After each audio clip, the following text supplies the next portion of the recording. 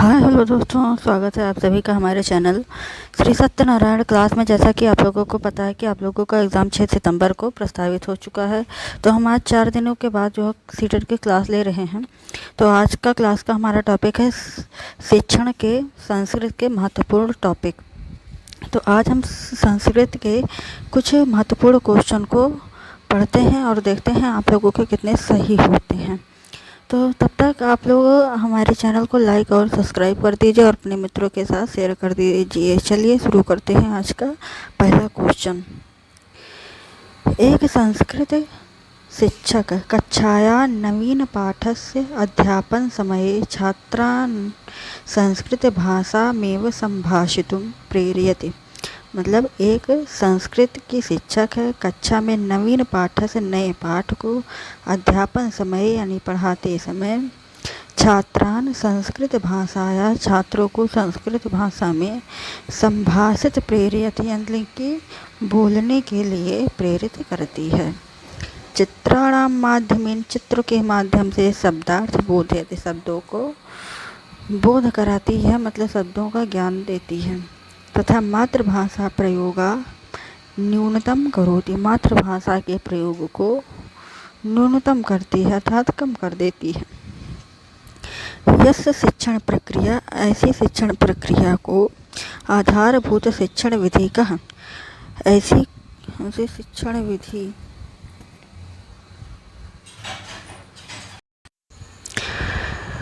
अस्य शिक्षण प्रक्रिया आधारभूत शिक्षण विधि का ऐसी कौन सी शिक्षण विधि के अंतर्गत आता है? व्याकरण अनुवाद विधि, प्रत्यक्ष विधि, व्याख्यान विधि या आगमन विधि।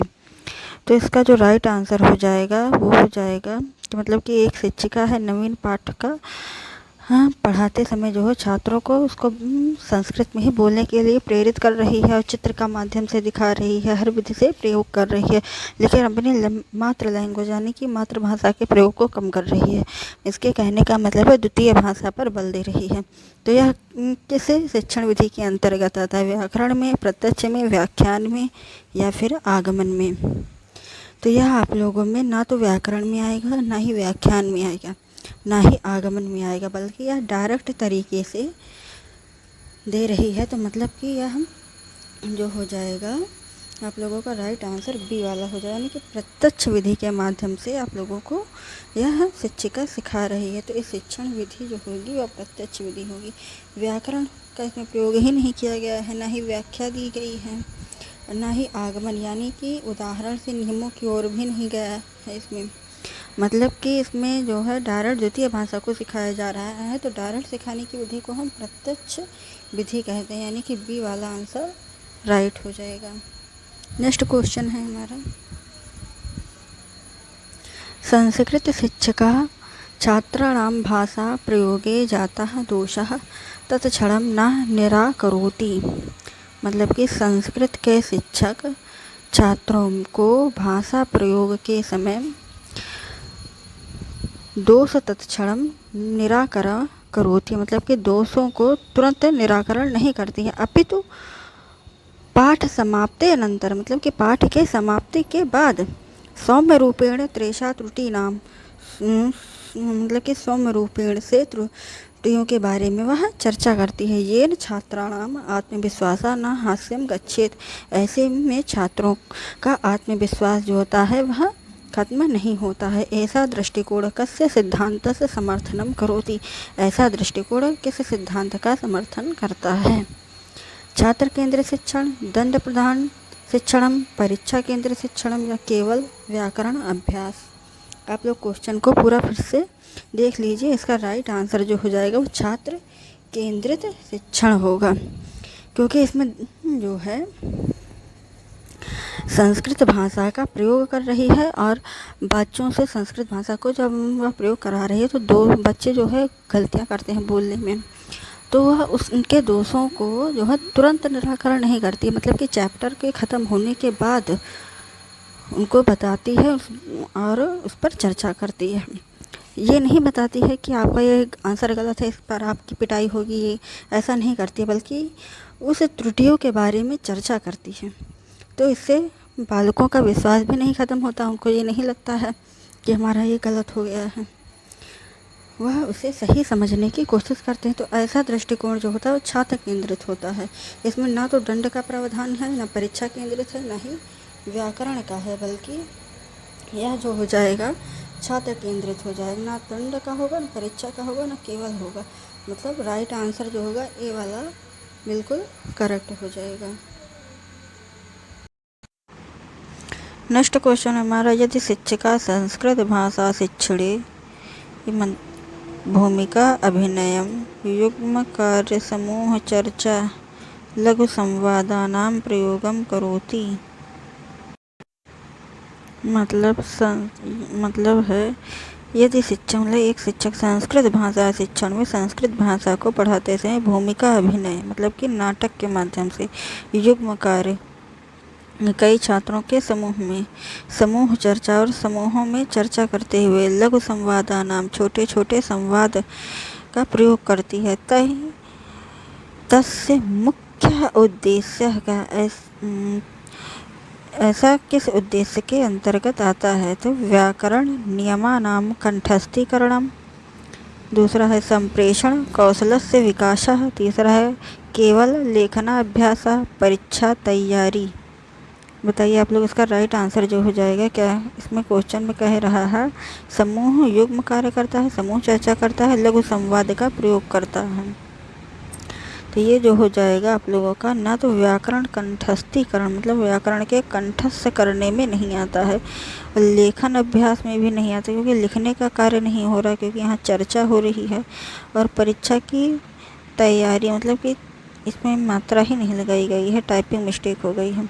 तो परीक्षा की तैयारी भी नहीं करा रहा। क्या कर रहा है? संप्रेषण कौशल विकास, मतलब कि संप्रेषण कौशल का जो है इसमें विकास कर रही। संप्रेषण कौशल कब होगा? जब बातचीत कम्युनिकेशन के माध्यम से जब उसमें चर्चा की जाती है, तो ये भी बातचीत के माध्यम से, लघु संवाद भी बातचीत के माध्यम मतलब बातचीत का नहीं संप्रेषण कौशल के अंतर्गत आता है। तो राइट आंसर जो हो जाएगा वो बी वाला हो जाएगा। नेक्स्ट क्वेश्चन है हमारा, एक संस्कृत शिक्षकः प्रत्येक पाठस्य अध्यापनान्तरं लघु परीक्षा गृह्णाति, छात्राणां त्रुटीन् गृहीत्वा पुनः तेषां अभ्यासं कारयति, एषा मूल्यांकन प्रकारः कः? ये कह रहा है कि एक संस्कृत शिक्षक प्रत्येक पाठ का अध्यापन करते समय, मतलब एक संस्कृत का शिक्षक वह प्रत्येक पाठ को पढ़ाते समय लघु परीक्षा गृह्णाति लघु छोटी छोटी परीक्षाओं को लेता है, छात्राणाम त्रुटीनाम ज्ञात्वा छात्रों की त्रुटियों को जो है जानने की कोशिश करता है, इसलिए वह छोटी छोटी परीक्षाओं को लेता है ताकि इन छात्रों का त्रुटियों के बारे में पता चले, और तेषाम अभ्यासम करोति इस प्रकार का अभ्यास कराती है, ऐसा मूल्यांकन प्रकार का यह किस प्रकार का मूल्यांकन है? तो संकलनात्मक मूल्यांकन, प्रारूपिक मूल्यांकनम, निदानात्मक मूल्यांकन, या फिर स्थान निर्धारणम मूल्यांकनम। तो इसमें किसी स्थान के बारे में चर्चा नहीं की गई है, मतलब कि इसका चौथा आंसर नहीं होगा। इसके बाद निदानात्मक, इसमें निदान भी नहीं किया गया है, तो निदानात्मक मूल्यांकन भी नहीं होगा। इसमें कहा गया है कि छोटी छोटी पढ़ाने के बाद जो है छोटी छोटी परीक्षाओं को लेता है और छात्रों की त्रुटियों का ज्ञान करता है। माने परीक्षाओं को लेगा तभी तो छात्रों की त्रुटियों का ज्ञान उस अध्यापक का होगा कि हमारे बच्चे ने क्या सीखा है और क्या नहीं सीखा है। यह सतत आकलन के अंतर्गत आता है, मतलब कि संकलनात्मक मूल्यांकन नहीं होगा। इसका राइट आंसर जो होगा बी वाला होगा, यानी प्रारूपिक मूल्यांकन के अंतर्गत ही इसमें आएगा। तो चौथे का बी वाला आंसर राइट हो जाएगा। नेक्स्ट क्वेश्चन है हमारा 5 नंबर का,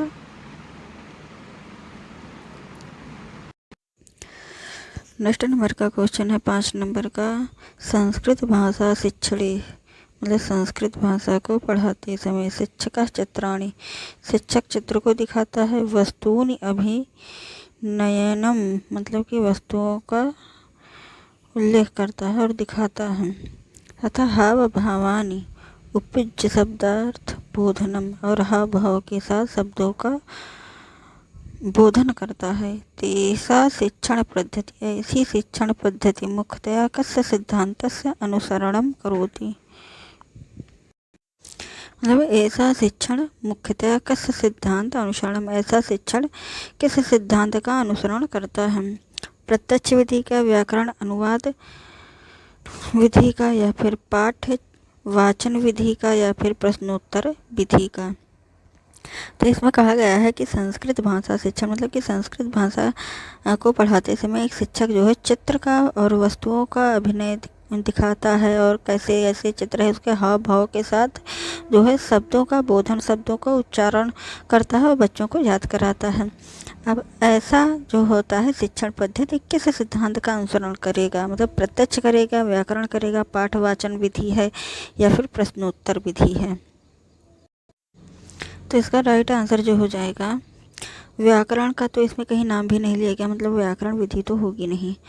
पाठवाच मतलब किसी गद्यांश को या अनुच्छेद को पढ़कर सुनाया भी नहीं जा रहा है, तो पाठ वाचन विधि भी नहीं होगी। और ना ही इसमें पाठ को पढ़ाने के बाद प्रश्नोत्तर पूछा जा रहा है, मतलब प्रश्नोत्तर विधि भी नहीं होगी। तो इसका राइट आंसर जो होगा वो ये वाला होगा, मतलब कि डायरेक्ट विधि के माध्यम से सिखा रहा है, अभिनय कर रहा है और हाव भाव के माध्यम से बच्चों को शब्द जो है याद करा रहा है, मतलब प्रत्यक्ष विधि के माध्यम से करा रहा है। तो फिफ्थ का राइट आंसर होगा ये वाला।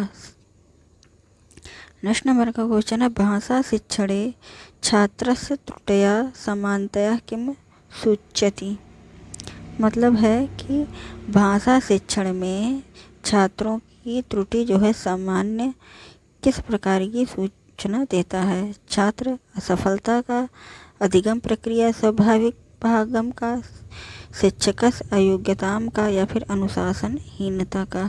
अब कोई भी बच्चा है वो त्रुटि करेगा तो उसमें अनुशासनहीनता नहीं होती है, मतलब कि अनुशासनहीनता उसमें नहीं पाई जाती है। शिक्षक अयोग्यता मतलब कि शिक्षक की अयोग्यता नहीं होती है कि बालक ने त्रुटियाँ की। बच्चे गलतियाँ नहीं करते हैं तो वो सीखेंगे कैसे। वो सीखने गलतियाँ करके ही बच्चे जो है वह सीखते हैं, सीखने का माध्यम ही त्रुटियाँ होता है।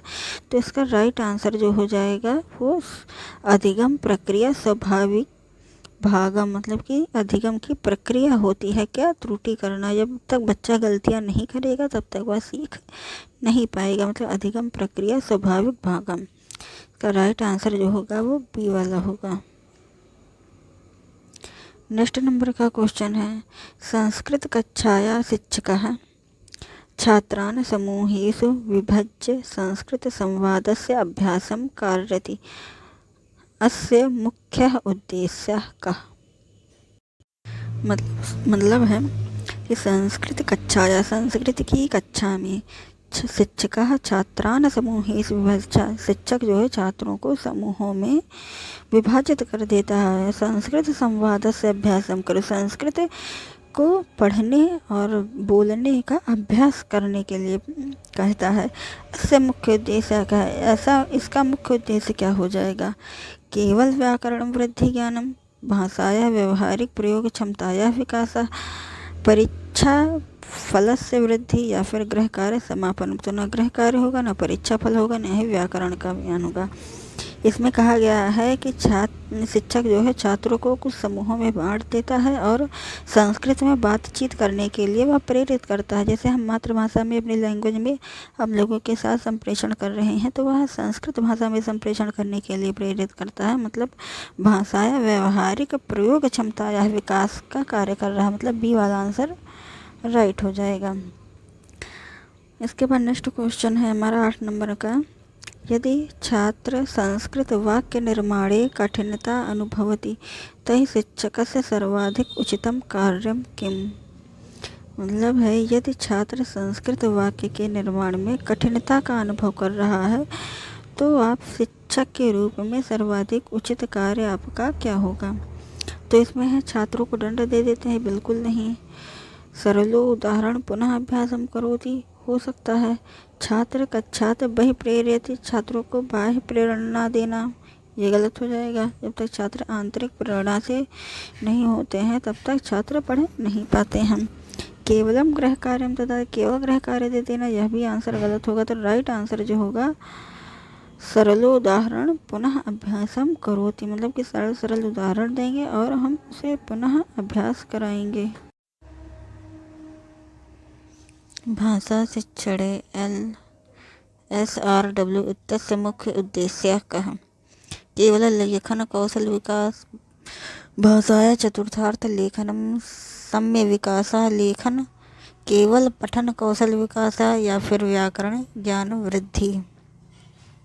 तो इसका राइट आंसर जो हो जाएगा भाषाया चतुर्थार्थ कौशलम सम्य विकासः, मतलब कि भाषाओं का मुख्य उद्देश्य क्या हो जाएगा? चार चतुर्थाणाम कौशलनम सम्य विकास।